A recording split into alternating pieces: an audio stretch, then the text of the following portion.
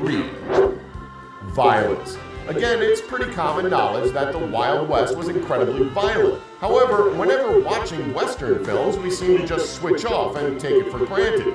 We don't really analyze how brutal the West really was. Shootouts, bank robberies, highly choreographed bar brawls. If we know anything about the frontier, it's that it was one hell of a violent place.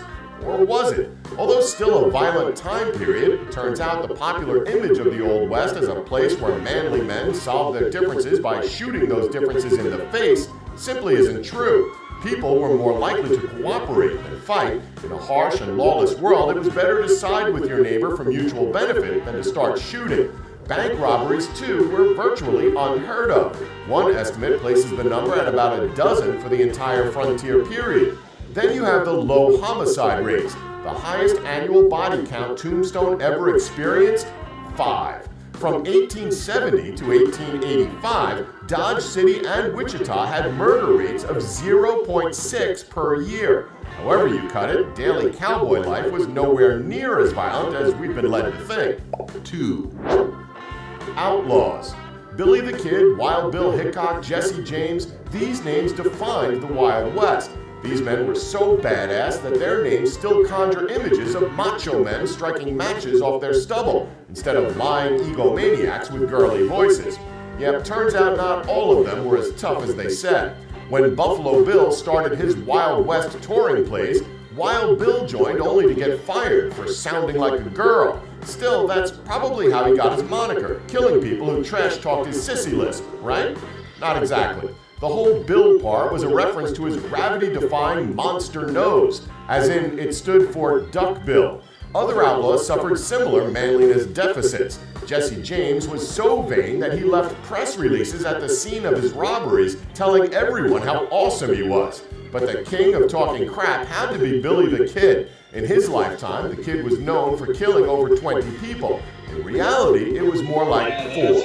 Basically, he was the Old West equivalent of that guy you always meet at parties who won't stop talking about the fights he's been in, only somehow sadder.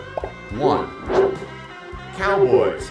The cowboy is the absolute embodiment of everything frontier-related. A Stetson-rocking gunslinger with an absolute moral code, a tough exterior, and an even tougher interior, facing down the empty American wilderness with a steely gaze and a rugged jaw. Only they were nothing like that. See, the job of cowpuncher, as they would call themselves, was tough, dirty, working-class work. Most of these guys were surly illiterates who got drunk on the weekends, started fights, and spent a month or two in jail. None of them dressed like Clint Eastwood or John Wayne or any of the typical Hollywood cowboys. They wore practical clothes for getting mucked up in, and mostly looked like homeless people. Far from being moral, they were known to be obnoxious, and most of them had a terminal case of STD. Oh, and things had a tendency to get pretty broke back. In 1949, a study of rural sexuality concluded that there was a, quote, fair amount of sexual contact among the older males in rural western areas, while old poems from the frontier era are full of references to men being super gay for one another. So Butch and Sundance's epic bromance may have just been, a standard epic romance.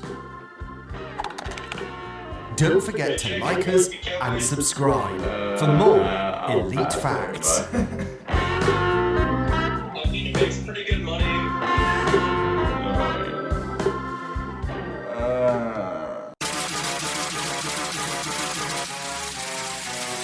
Trapping.